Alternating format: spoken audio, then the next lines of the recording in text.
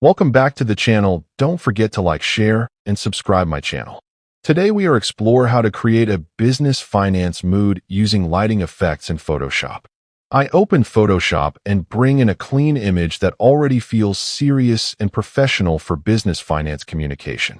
I pause here intentionally because finance visuals demand trust.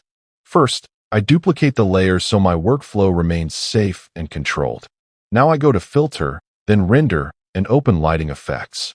I stop for a second and look at the default light, because this is where mood starts changing. I adjust the light position slowly, pulling focus toward the subject. I reduce intensity slightly, so the lighting feels premium, not dramatic. I zoom in to check important finance elements like charts, numbers,